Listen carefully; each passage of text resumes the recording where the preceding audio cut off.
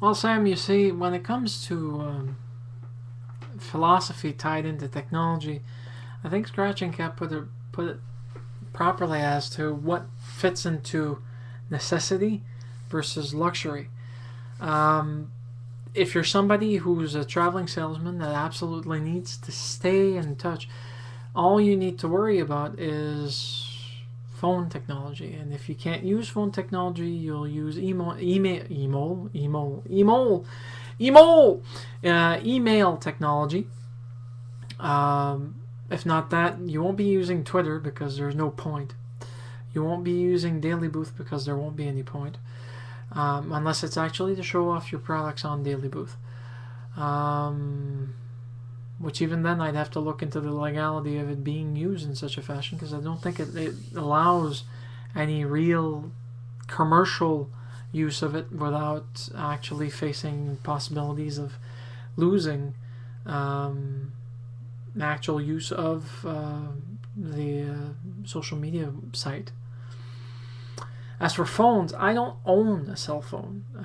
My friend Mitch, that you guys more than likely know, carries one, and it's a simple cell phone. It's a Telcel. Is it Telcel?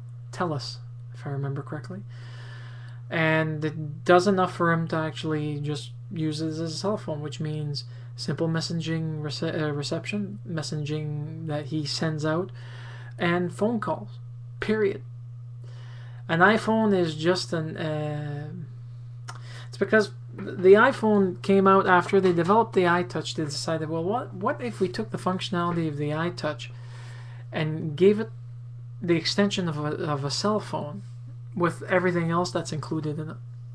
Well, you get something that's about $500 for X number of gigabytes, savable media hard drive / cell phone / email / iTunes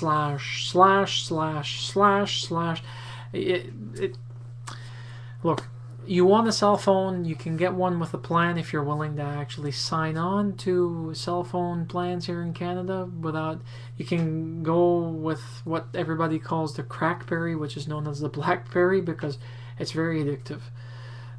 If you don't want to use blackberries, you can use a simple cell phone. But I use my own philosophy of it. I don't own a cell phone. If I'm traveling without a cell phone and I need to call someone relevant, I'll give you an example. When I'm going on my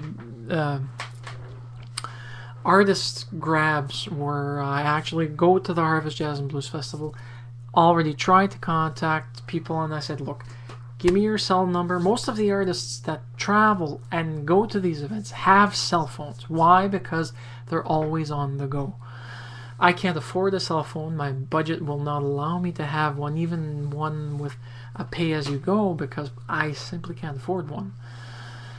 I'm okay with that. I've never been one with cell phones. In fact, that's one piece of technology that I'm at odds with, to the point that I don't want to deal with it.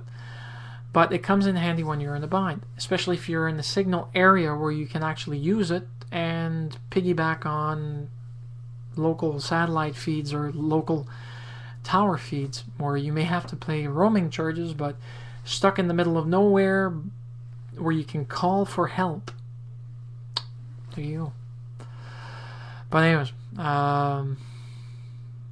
yeah, no, it's luxury versus necessity.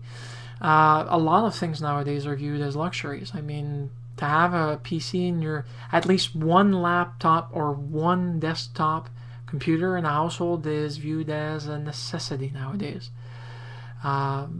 You don't have, but we have to be careful here. If you're somebody who's not necessarily technologically advanced, in the sense that you're using everything on the web and ordering via the web, or using your banking via the web, and you're still using that old-fashioned way, the tried and tested method of doing business, which is you go out and go do your ordering, you go out and go buy your own groceries, you go out and go to the bank, then you really don't need a computer.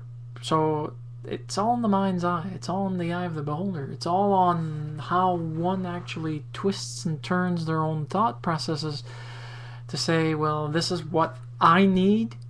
This is my need. This is not your need. This is what I need. Versus, this is a luxury. A lot of people will view it as a luxury. In fact, I know many people who have removed televisions from their houses. Yeah, no, their houses, their households is probably the best term of putting it, so that children are influenced by television. But then again, are you cursing them to not be able to be exposed to media and to be exposed to the messages that media may want to convey, and expose them to media saturation where they'll get their own opinions, their own thought processes? Will you allow them to read the newspaper? Will you allow them to use a Kindle? Will you allow them to use, well, a cell phone, an iTouch with Wi-Fi, an iPad? I mean, there's so many things nowadays that we look at it as technologically overkill. It's technological overkill is basically what it is, because with the demand and market sales and this and that, we're a society that demands so much out of everything that it's not even funny. It tends to be a curse, and more often than not. So eventually we'll come back down to earth and back away from technology by looking at it and say, okay, we're going to develop it for this particular reason, we're going to market it for that particular reason, but we're going to not kill ourselves to actually sell it, because we don't want to absolutely push it on the masses. We want that the masses that see a proper use for it, or a use that they'll be able to actually say, hey, this fits in this particular area.